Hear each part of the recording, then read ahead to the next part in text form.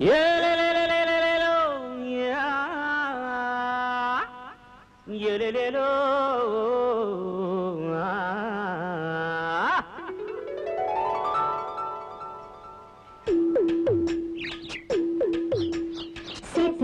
நாத்து நட்டு நாத்துக்கு ஒரு பாட்டி கட்டுறோம்.